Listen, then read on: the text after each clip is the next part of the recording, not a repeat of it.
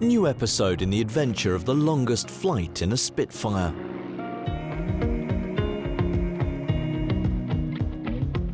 IWC Schaffhausen and the Boltby Flight Academy, together with Aviation Adventures Limited, celebrated the official launch of the Silver Spitfire, the longest flight expedition in Goodwood. To the applause of more than 400 guests, a carefully restored and glowing Spitfire took off on this unprecedented adventure around the world.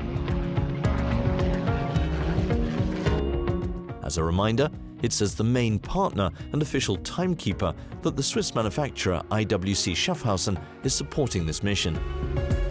In any subject, there's always an Everest, there's always a top. And in aviation, the finest aircraft ever built was undoubtedly the Spitfire. The shape of the wing, the shape of the plane, everywhere you stand, it is utterly beautiful. It is totally precision made, and in its time, it was a leap forward. And a bit like the watches of IWC, it's all about precision, it's all about exactness, and it's simplicity in a pilot's watch. You just want what you need, and that's what you get in a Spitfire.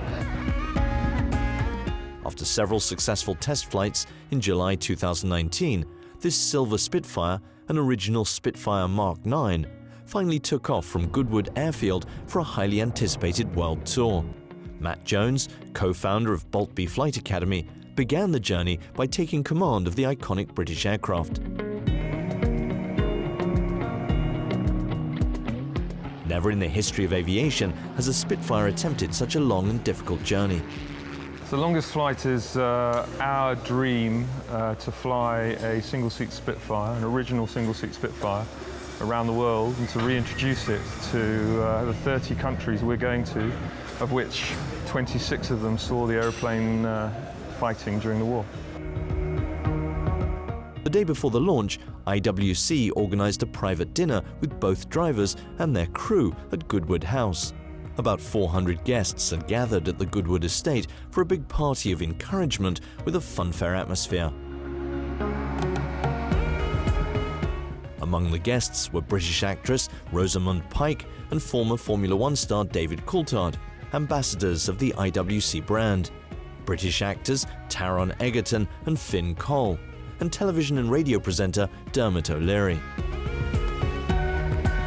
I'm very excited to be here at the Goodwood Aerodrome to celebrate the launch of the Silver Spitfire, which is going around the world. And I've actually flown in from Boston because I've been monitoring this, and I'm so excited about the whole adventure. The very first time I ever had anything to do with IWC, it was at SAHH in Geneva, when actually Chris Granger, who was not then CEO, but he had arranged for a Top Gun simulator to be at the booth. So I had the experience at SAHH of trying to land a plane onto the aircraft carrier.